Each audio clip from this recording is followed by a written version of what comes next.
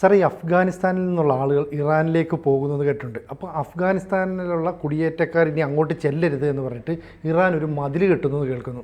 അതിൻ്റെ വാസ്തവം എന്താ? ഇത് അഫ്ഗാനിസ്ഥാനുമായിട്ടുള്ള അതിർത്തിയിൽ ഈ ഖൊറാസാൻ പ്രവിശ്യ ഉണ്ട് ഇറാനിൽ. ആ ഭാഗത്ത് അതിർത്തിയിൽ ആണ് മതിൽ കെട്ടുന്നത്. കാരണം എന്താണെന്ന് വെച്ച് കഴിഞ്ഞാൽ രണ്ടും മുസ്ലിം രാഷ്ട്രങ്ങളാണെന്നൊക്കെ പറയാം. ഒന്ന് ഷിയാണ് ഇറാൻ, അതെ. അപ്പോൾ അഫ്ഗാനിസ്ഥാൻ സുന്നി എന്നുള്ളതല്ല, താലിബാൻ. അപ്പോൾ താലിബാൻ മാത്രമല്ല, അവർ അവിടെ IS ഇസ്ലാമിക് സ്റ്റേറ്റ് ഈ തീവ്രവാദികളും ഒക്കെ ഉള്ളതാണ്. അപ്പോൾ അവിടെ നിന്നുള്ളവർ ചെല്ലണ്ട എന്നുള്ളത് കൊണ്ടാണ് മതിൽ കെട്ടുന്നത്. ഇത് 74 കിലോമീറ്റർ മതിൽ, കോൺക്രീറ്റ് മതിൽ, 13 അടി പൊക്കത്തിൽ. ചാടിക്കിടക്കാൻ പറ്റില്ല. 13 അടി പൊക്കത്തിൽ 74 കിലോമീറ്ററാണ് മതിൽ കെട്ടുന്നത്. മൊത്തത്തിൽ അതിർത്തി 920 കിലോമീറ്ററാണ്. അതിൽ 74 കിലോമീറ്റർ ഈ കടന്നു വരുന്ന ആ ഭാഗത്ത് ആണിത് കെട്ടുന്നത്. ഇത് 40 കൊല്ലമായിട്ടേ മരുഭൂമികളൊക്കെ കടന്ന് ഈ താലിബാൻ ഭരണമേറ്റത് മുതൽ പലപ്പോഴും സ്വാതന്ത്ര്യ വായു ശ്വസിക്കാനായിട്ട് പുറത്തേക്ക് ഇവർ മരുഭൂമിക്കിടെ കടന്ന് ഈ ആഭ്യന്തര സമരകാലത്തുമൊക്കെ അഫ്ഗാൻ പൗരന്മാർ പോകുന്നുണ്ട് ധാരാളമായിട്ട്. വടക്ക് കിഴക്കൻ മധ്യ ഖൊറാസാൻ പ്രവിശ്യ ഇറാൻ്റെ, വടക്ക് തെക്ക് ഖൊറാസാൻ, അങ്ങനെ 3 പ്രവിശ്യകൾ. ഇതൊക്കെ ഇവരുടെ താവളം ആയിട്ട് കിടക്കുന്ന സ്ഥലങ്ങളാണ് ഈ അതിർത്തിയിലുള്ളത്. ഈ ഭീകരന്മാർക്കും ISൻ്റെയൊക്കെ ഇതൊരു പ്രവേശന കവാടം, എൻട്രി പോയിന്റ് ആയിട്ടാണ് ഈ അതിർത്തി ഇപ്പം കിടക്കുന്നത്. അപ്പോൾ ഇറാൻ്റെ സുപ്രീം നാഷണൽ സെക്യൂരിറ്റി കൗൺസിൽ, ഇറാൻ്റെ പരമോന്നത ദേശീയ സുരക്ഷാ സമിതി, അത് ആണ് ഇതിന് അനുമതി കൊടുത്തിരിക്കുന്നത് ഈ മതിൽ കെട്ടാൻ.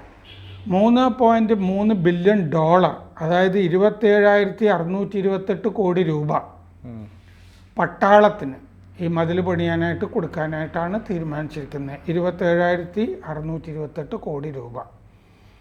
3 കൊല്ലം കൊണ്ട് മതിൽ പണി തീർക്കണം. കോൺക്രീറ്റ് മതിലിന് പുറമെ മധ്യ ഖൊറാസാനിൽ വേലിയും കെട്ടണം. വേലി എന്ന് പറഞ്ഞാൽ കമ്പി വേലി കെട്ടാൻ. 2021 ഓഗസ്റ്റിലാണ് താലിബാൻ അഫ്ഗാനിസ്ഥാൻ്റെ ഭരണം പിടിച്ചത്. അതുവരെ അവിടെ അമേരിക്കൻ സൈന്യമൊക്കെ തമ്പടിച്ച് കിടക്കുകയായിരുന്നല്ലോ. അപ്പോൾ അതിന് ശേഷം ഇപ്പം നില വളരെ വഷളാണ്.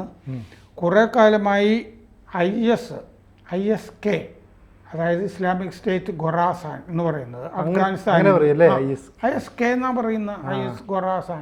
IS ഖൊറാസാനാണ് മോസ്കോയിലുമൊക്കെ ആ സിറ്റി ഹാളിലുമൊക്കെ ആക്രമണമൊക്കെ നടത്തിയിരുന്നത്. ഇപ്പോൾ ഒമാനിൽ ആക്രമണം നടത്തി. അപ്പോൾ ഈ ISK കുറേ നാളായിട്ട് ഈ ആക്രമണം ഇറാനിൽ നടത്തുന്നുണ്ട്, ഈ അതിർത്തിയിൽ നിന്ന് വരുന്നവരൊക്കെ. അത് തടയുകയാണ് ഉദ്ദേശിച്ചിരുന്നത്. അങ്ങനെ നടന്ന ഒരു ആക്രമണങ്ങൾക്ക് ഉദാഹരണമാണ് ഈ കൊല്ലം ജനുവരിയിൽ ഇറാനിലെ കെർമാനിൽ ISK നടത്തിയ ആക്രമണം. 80 പേര് കൊല്ലപ്പെട്ടു. 80 പേര് ഈ കഴിഞ്ഞ ജനുവരിയിൽ. അത് ഇസ്ലാമിക് സ്റ്റേറ്റ് ISK ആണ് ചെയ്തത്. 2022 ഷിഖാസിലെ ഷിയ പള്ളി ആക്രമിച്ചിരുന്നു. 12 പേർ കൊല്ലപ്പെട്ടു. 2022, അപ്പോൾ 2 കൊല്ലത്തിൻ്റെ ഇടയ്ക്ക് 2 ആക്രമണം IS ഇറാനിൽ നടത്തിയിട്ടുണ്ട്. ഷിയകൾ പൊതുവെ വിശ്വാസവഞ്ചകരാണ് എന്നിവർ മുദ്രാവാക്യമൊക്കെ പ്രചരിപ്പിക്കാറുണ്ട്. ISK ഇറാൻ സേന അതിർത്തിയിൽ കാര്യമായിട്ടുണ്ട്. ഇറാൻ പട്ടാളത്തിനെ അതിർത്തിയിൽ നന്നായിട്ട് വിന്യസിച്ചിട്ടുണ്ട്. ഐക്യരാഷ്ട്ര അഭയാർത്ഥി സംഘടനയുടെ UNHCR അതിൻ്റെ കണക്കനുസരിച്ചിട്ട് 45 ലക്ഷം അഫ്ഗാനികൾ ഇറാനിൽ കുടിയേറിയിട്ടുണ്ട് എന്നാണ് കണക്ക്. ഇതുവരെ കുടിയേറി കഴിഞ്ഞു 45 ലക്ഷം പേര്. അതിൽ 2021 10 ലക്ഷം പേര് വന്നത്. പക്ഷേ ഈ കുടിയേറിയവരിൽ 10 ലക്ഷം പേര് ഇറാനിലേക്ക് 2021 വന്നതിൽ 50,000 പേര് മാത്രമേ ഇതുവരെ രജിസ്റ്റർ ചെയ്തിട്ടുള്ളൂ. അപ്പോൾ അവരായിരിക്കും ത്രൂ പ്രോപ്പർ ചാനൽ എന്ന് പറയുന്ന രീതി. അതെ, 50,000 മാത്രമേ രജിസ്റ്റർ ചെയ്തിട്ടുള്ളൂ എന്നുള്ളതിൻ്റെ കാരണം ഇവരെ കണ്ടുപിടിച്ചിട്ട് ഈ തിരിച്ച് അഫ്ഗാനിസ്ഥാനിലേക്ക് വിടും എന്നുള്ളൊരു ഭയം കൊണ്ടാണ് രജിസ്റ്റർ ചെയ്യാതിരിക്കുന്നത്. യൂറോപ്പിലേക്ക് ഇവിടെ വന്നു കഴിഞ്ഞാൽ, ഇറാനിലേക്ക് കുടിയേറി കഴിഞ്ഞാൽ പിന്നെ ഇവർ സാധാരണ ചെയ്യുന്നത് യൂറോപ്പിലേക്ക് കിടക്കുക എന്നുള്ളതാണ്. അപ്പോൾ യൂറോപ്പിലേക്കുള്ളൊരു പ്രവേശനത്തിന് വേണ്ടി ഇവിടെ എത്തുന്നതാണ് അല്ലേ? അപ്പോൾ യൂറോപ്പിന് ഇപ്പോൾ ഇവരെ വേണ്ടല്ലോ പല രാജ്യങ്ങളിലും. അങ്ങനെയാണല്ലോ യൂറോപ്യൻ പാർലമെന്റ് തെരഞ്ഞെടുപ്പിലൊക്കെ കണ്ടിരിക്കുന്നത്. ഇവരെ ആവശ്യമില്ല എന്നുള്ളതാണ്. അപ്പോൾ അഫ്ഗാനിസ്ഥാൻ, ഇറാൻ, തുർക്കി, അഫ്ഗാനിസ്ഥാൻ, ഇറാൻ, തുർക്കിയിലൊക്കെ ഇങ്ങനെ കടന്നു പോകാനുള്ള സഹായം ചെയ്യുന്ന ശൃംഖലകളൊക്കെ ഉണ്ട്. വേണ്ട രേഖകളൊക്കെ വ്യാജമായിട്ട് ഉണ്ടാക്കി കൊടുക്കുക എന്നൊക്കെ പറഞ്ഞിട്ട് നമ്മുടെ നാട്ടിലും ഇല്ലേ, ആധാർ കാർഡൊക്കെ നോമിനിയേറ്റക്കാർക്കൊക്കെ ഉണ്ടാക്കി കൊടുക്കുന്ന ബംഗാളിലും ഒക്കെ ഉണ്ടല്ലോ. അതുപോലത്തെ പരിപാടികൾ അവിടെ ഉണ്ട്. അപ്പോൾ തുർക്കി മതിൽ കെട്ടിയിട്ടുണ്ട് ഇപ്പോൾ തന്നെ. തുർക്കി 3 മീറ്റർ ഉയരത്തിൽ 170 കിലോമീറ്റർ നീളത്തിൽ അതിരിൽ കോൺക്രീറ്റ് മതിൽ കെട്ടിയിട്ടുണ്ട്. മൊത്തത്തിൽ തുർക്കിയായിട്ടുള്ള അതിർത്തി 560 കിലോമീറ്ററാണ്. അതിൽ 170 കിലോമീറ്ററിൽ കോൺക്രീറ്റ് മതിൽ തുർക്കി കെട്ടിയിട്ടുണ്ട്. നേരത്തെ തന്നെ കിട്ടിക്കഴിഞ്ഞാൽ. അപ്പോൾ മുസ്ലിം രാജ്യങ്ങൾ തന്നെ ഒരു മുസ്ലിം രാജ്യത്ത് നിന്നുള്ളവർ കടക്കണ്ട എന്ന് തീരുമാനിച്ചിട്ടുണ്ട്. അഫ്ഗാനിസ്ഥാനെ ശരിക്കും പറഞ്ഞാൽ ഇവർക്ക് ആർക്കും ഇഷ്ടമല്ല അല്ലേ, ഇവിടെ അങ്ങോട്ട് ചെല്ലുന്നത്. അതെ അതെ, താലിബാന്.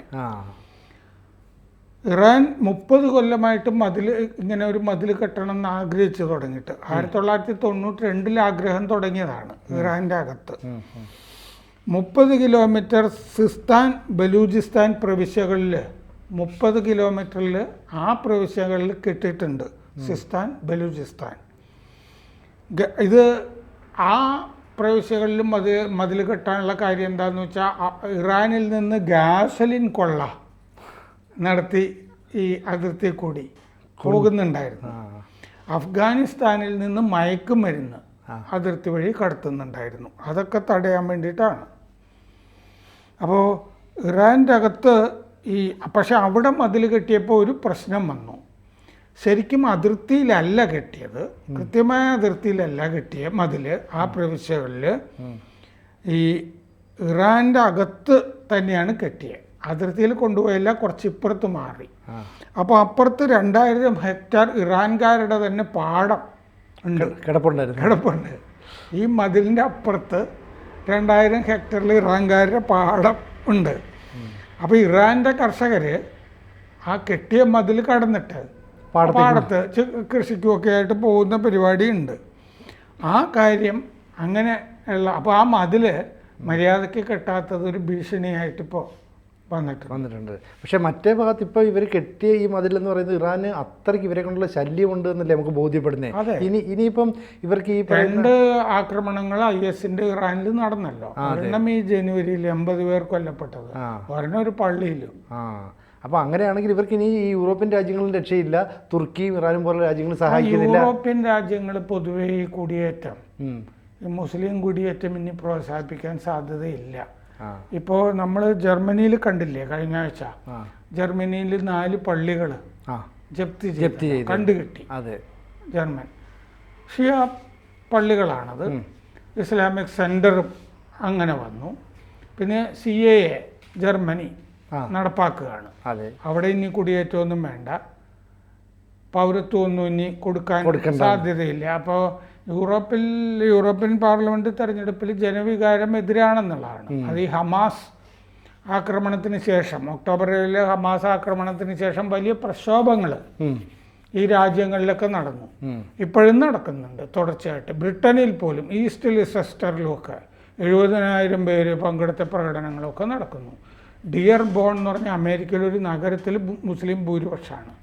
അത് ഫോർഡ് കാറ് പ്ലാന്റിനുമൊക്കെ വേണ്ടിയിട്ട് ഇവരെയൊക്കെ കൊണ്ടുവന്ന ഒരു സ്ഥലമാണ്. പിന്നെ കാറിൻ്റെ പ്ലാന്റൊക്കെ വിട്ടിട്ട് പോയി കഴിഞ്ഞപ്പോൾ അത് ചീപ്പായിട്ട് അമേരിക്കയിൽ വാങ്ങാവുന്ന ഒരു സ്ഥലമായി. അപ്പം മുസ്ലിങ്ങളാണ് കൂടുതലും വാങ്ങിച്ച് അങ്ങോട്ട് കുടിയേറിയത്. അവരുടെ ഒരു ഏരിയ അത് മൊത്തം അവരുടെ ഏരിയ ആയിട്ട് മാറി.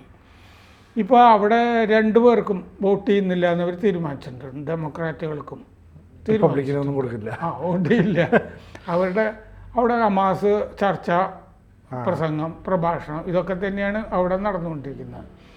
അപ്പോൾ യൂറോപ്പിലും മൊത്തം ഒരു വിരുദ്ധ തരംഗം നടക്കുന്നുണ്ട്. ഫ്രാൻസിൽ ഇപ്പോൾ കണ്ടില്ലേ, റെയിൽവേ ലൈനൊക്കെ അട്ടിമറി നടന്നു. യുകെയിലും അതുപോലെ ഇപ്പോൾ ഇവർ കയറി അവിടെ ഒരു വല്ലാത്ത ആധിപത്യമല്ലേ സ്ഥാപിച്ചുകൊണ്ടിരിക്കുന്നത്. അങ്ങനെയുള്ള സ്ഥലങ്ങളിൽ ഭീകരവാദം തളിർക്കുന്നുമുണ്ട്. അപ്പോൾ ആ ഭീഷണി ചെറുക്കാനായിട്ടാണ് തീരുമാനിക്കുന്നത്. ഇറാനാണെങ്കിൽ ഒരു ഷിയ രാജ്യമായതുകൊണ്ട് സുന്നി തീവ്രവാദികളുടെ അതാണ്. എന്നാൽ പിന്നെ അവർ സുന്നി തീവ്രവാദ സംഘടനയായ ഹിസ്ബുള്ള മറ്റേ ഹമാസിന് സഹായം ചെയ്തു കൊടുക്കുന്നുമുണ്ട്. ഇങ്ങനെയും വിരോധാഭാസങ്ങളുണ്ട്. ഏതായാലും ഈ മതിൽ താമസിയാതെ ഉയരും ഇറാനിൽ. നല്ല അനുവാദവുമായി പണവുമായി. കൂടുതൽ വാർത്തകളും വിശേഷങ്ങളും നിങ്ങളിലേക്ക് എത്താൻ ABC മലയാളം സബ്സ്ക്രൈബ് ചെയ്യുക, ബെൽ ബട്ടണും അമർത്തുക.